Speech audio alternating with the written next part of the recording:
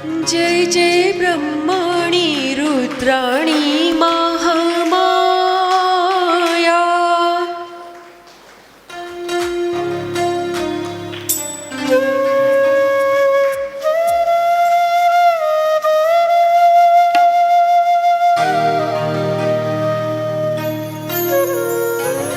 भजन की वेट करते रहते हो ना, सबके चेहरे पे मुस्कुराहट आ जाती है। हाँ, भजन आते से स्माइल। यहाँ पे भगवती से प्रार्थना हो रही है कि आप ब्रह्मांडी हैं, आप रुद्राणी हैं, आप माँ हैं, आप महामाया है। माँ प्रकट हो, मदद करो। जय जय ब्रह्माणी रुद्राणी महामाया।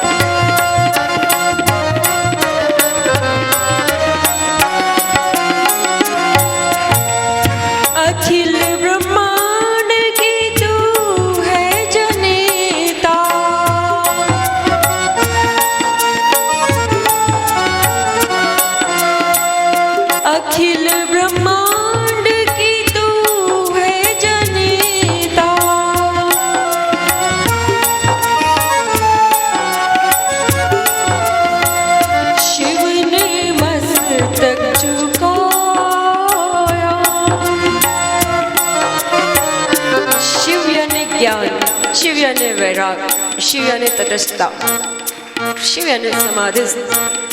ज्ञान भी इस भगवती के आगे ही झुकता है, वरना ज्ञान फेल हो जाता है अगर इसकी कृपा ना हो।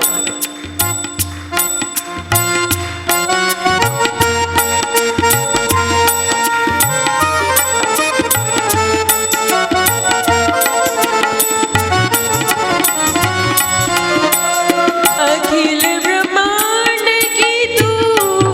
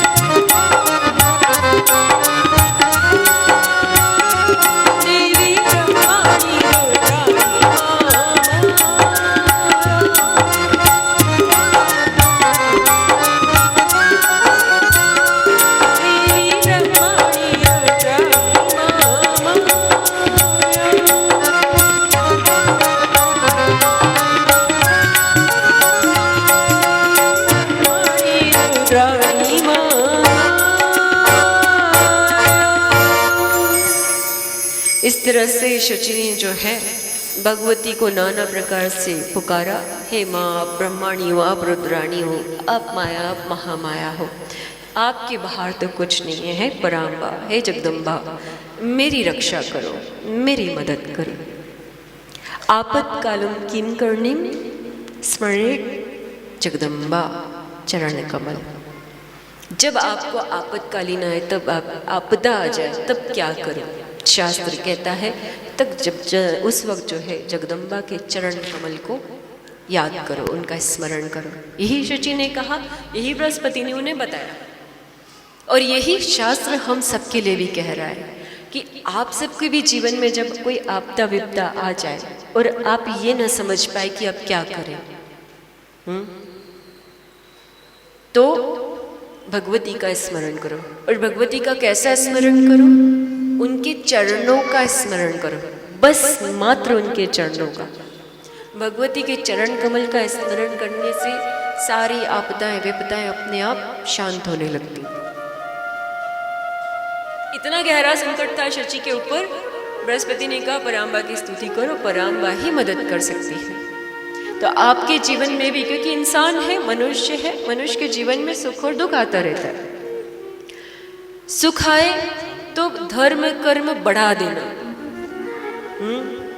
क्योंकि तब आपके पास सहूलियत होती है, व्यवस्थाएं होती हैं, लोग होते हैं। तब ये ना कहना कि समय ना निकाल सके, तब समय निकालना किसके लिए? तो धर्म के लिए, क्योंकि उसी की वजह से है जो है। और दुख आए तो क्या करना? माँ पराम्बा के चरण कमलों का स्मरण करना, उनके युगल स्वरूप का स्मरण करना, युगल चरणाम्बा का, कि माँ के कोमल कोमल जो चरण है, हमने कल ही भजन गाया था ना, अम्बे चरण कमल है तेरे, तो उनके चरण कमल का स्मरण करना। अब वैसे जो अपने माता पिता को रोज प्रणाम करते हैं, उनको वैसे विपदाएं कम आती हैं। आज किस किस ने प्रणाम किया? हाथ ऊपर करो, बस। सोता हो श्रोता हो, सोता और श्रोता की श्रेणी से बाहर आ जाओ, श्रद्धालु भक्त बन जाओ।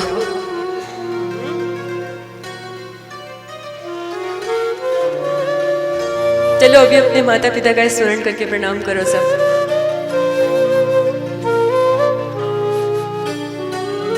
रोज किया करो। उनकी तस्वीर हो ना हो, याद तो कर सकते हो ना?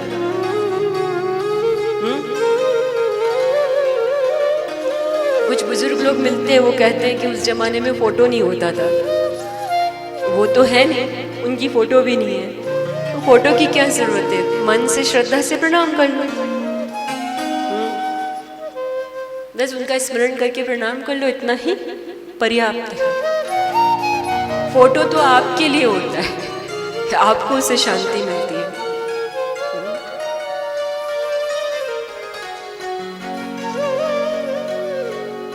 तो यहाँ पर इस प्रकार से जब भगवती की प्रार्थना की तो भगवती पराम्बा शची के सामने प्रकट हुए, उनको आशीर्वाद दिया कि आप जो है, आपको जो है इस कष्ट से मुक्ति मिल जाएगी। तो बोले मुझे मेरे पति के दर्शन कैसे होंगे और मेरे पति उस ब्रह्महत्या के पाप से कैसे मुक्त होंगे, ये बताएं। क्योंकि जब तक वो उससे मुक्त नहीं होंगे वो वापस इंद्रासन पे नहीं आ सकते, और नहुष जो है वो इंद्रासन पे अगर रहा तो इनके लिए भय की स्थिति है। तो निर्भय करो माँ, अभय वर दो।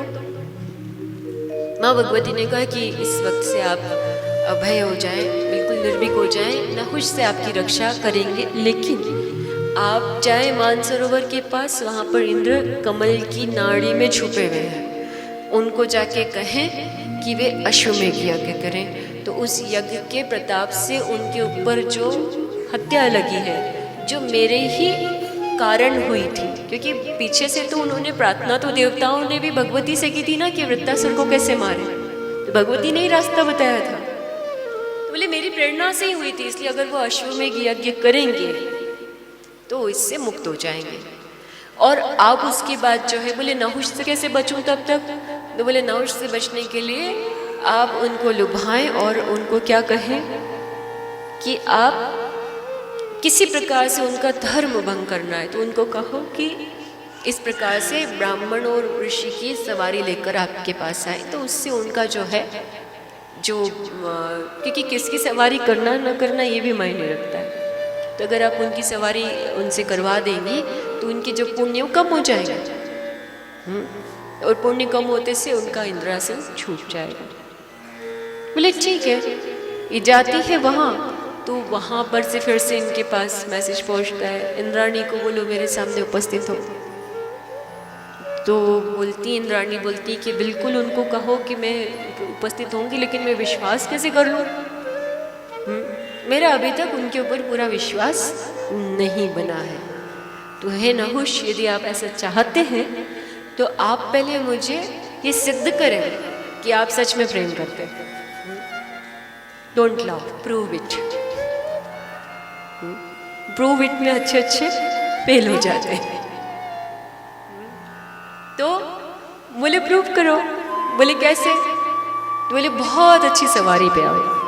तो बोले बताओ किसकी सवारी, बस इतनी सी बात है, किसकी सवारी पे आना है बोलो। बोले मेरे महल तक आप अगर आएंगे मेरे, तो आप जो है एक बहुत अलग सवारी पे रहो, तो मुझे ऐसा लगेगा कि आप में कुछ अलग दिव्यता है। तो बोले क्या करें, कैसी सवारी पे आए? ऐरावत पे आ जाऊँ? तो बोले ऐरावत तो मेरे इंद्र के भी पास है, मेरे ही इंद्र का तो है वो, उस पे आएंगे तो क्या, वो तो मैंने बहुत देखा है।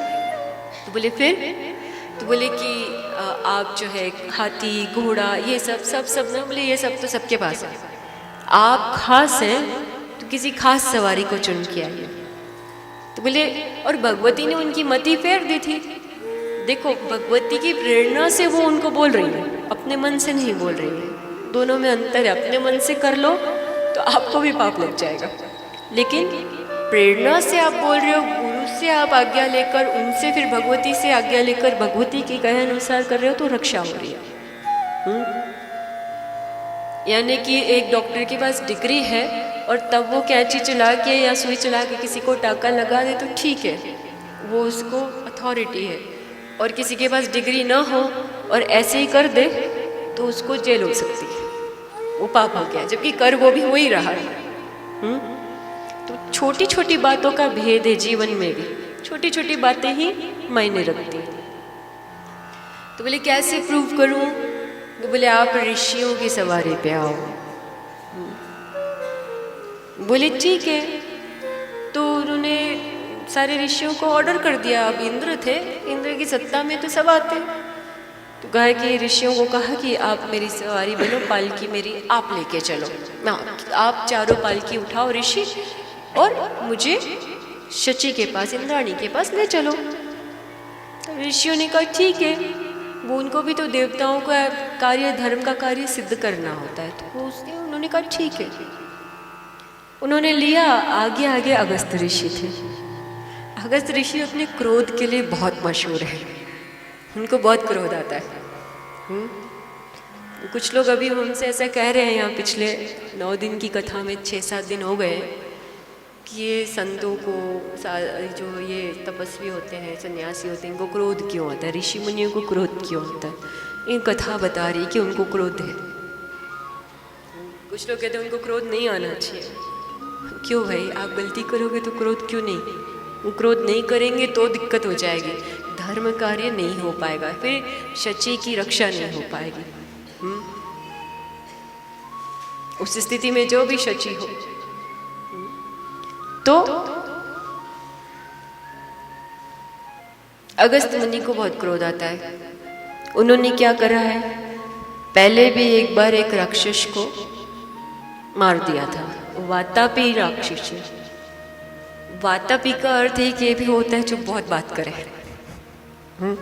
हम एक लॉजिकल माइंड से सोच रहे हैं कि किसका उन्होंने वो करा, जो कुछ भी अंडशंड बोल दे बिना विवेक के। राक्षस यानी विवेक तो नहीं है, तो उनका उन्होंने वध कर दिया था। समुद्र पी लिया था उसने, तो उसका वध कर दिया था। तो अगस्त मुनि जो है उनको क्रोध बहुत आता है, और आगे वही थे। और इनमें बहुत कामातुरता थी कि मैं जल्दी से शची के पास जाऊं, जल्दी से शची के पास जाऊं। शची बहुत सुंदर है, इंद्राणी इंद्र की पत्नी है, इतनी पुण्यवान है। वो पुण्य से आपके भीतर में दिव्यता और तेज उत्पन्न हो जाता है, जिसे देखकर किसी को भी आपके प्रति आकर्षण होने लगता है। ये पुण्य से हो सकता है, लाली लिपस्टिक पाउडर से नहीं हो सकता। लाली लिपस्टिक पाउडर से जो होगा वो 2, 5, 10 मिनट के लिए होगा, लेकिन पुण्य अगर आपने कमा लिया तो आपकी चमक हमेशा के लिए रहेगी। झुर्रियाँ हो जाएगी ना, बुढ़े हो जाओगे तो भी चमक नहीं जाएगी, क्योंकि वो चमक नहीं है, वो आपके पुण्य का तेज होता है। तो इंद्राणी है तो सोचो उसका क्या तेज होगा, कितनी सुंदर होगी, कल्पना करने की बात है। इंद्र बनने के लिए अगर इतना पुण्य कमाना पड़ता है तो इंद्राणी बनने के लिए भी तो पुण्य कमाए होंगे उन्होंने।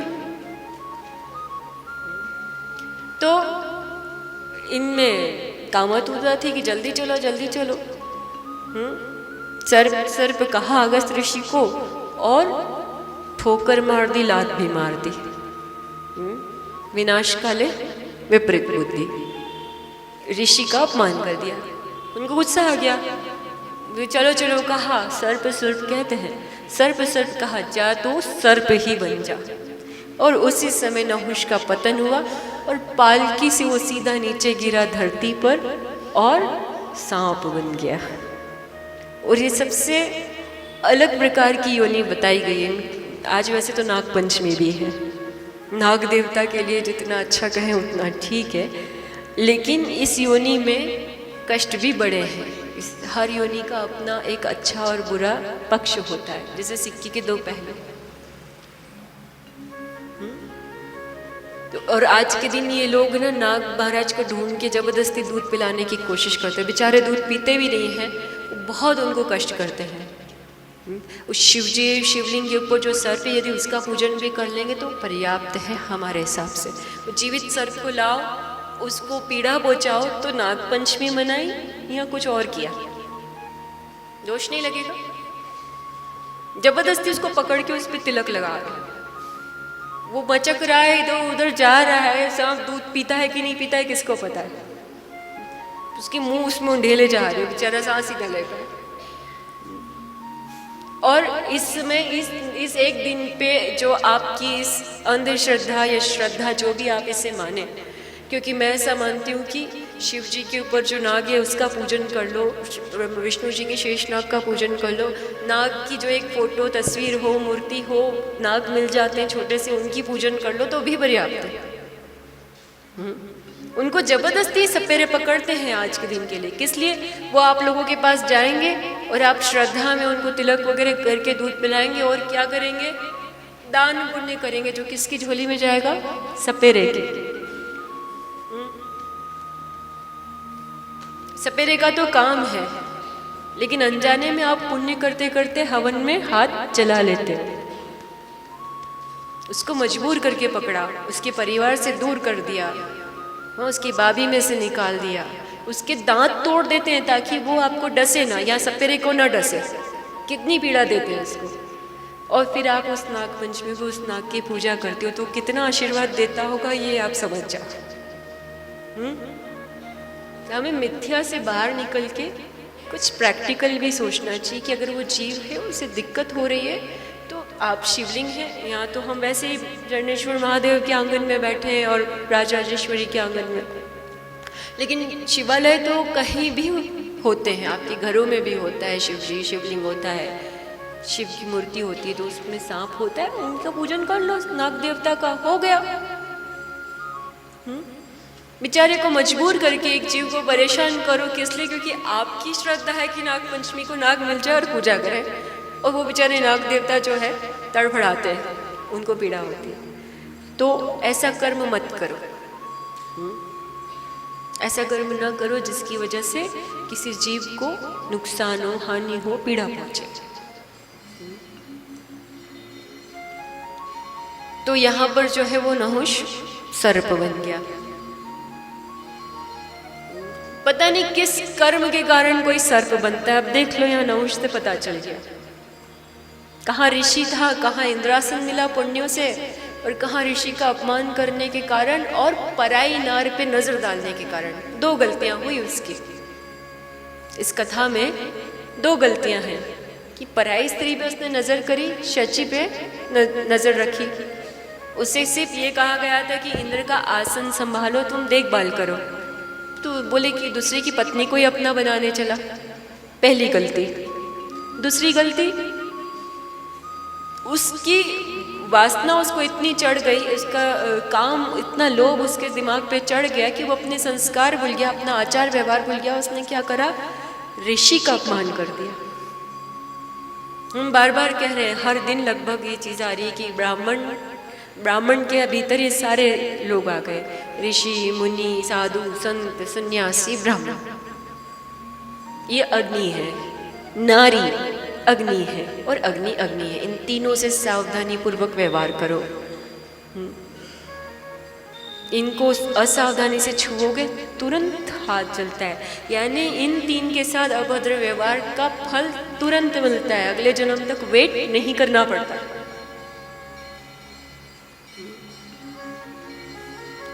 अभी कपूर हाथ पे रख लोगे तो अगले जन्म में नहीं जलेगा, अभी क्या अभी जलेगा। भागोगे, पानी दो, बर्फ लगाओ। ठीक उसी प्रकार इन तीन से बहुत सौम्यता से, बहुत सावधानी से व्यवहार करना चाहिए। इनके साथ आप ऊंचे से बोलें, अभद्रता से बोलें, जोर से बोलें या कुछ ऐसा व्यवहार करें जिससे इनका मन दुखे, तो वो ठीक नहीं है। क्योंकि अग्नि चाहे न चाहे उसको स्पर्श करोगे तो जल जाओगे, वो उसका स्वभाव है। वो चाहेगी नहीं कि आप जल जाए। चूल्हा पे हाथ रखोगे तो जलेगा, अग्नि नहीं कहेगी कि रखो हाथ, पर रख दिया तो वो उसको बचा भी नहीं पाएगी। इसलिए बी केयरफुल। और माताएं बहनें, भैया अग्नि बन के बिल्कुल प्रचंड मत बनना हो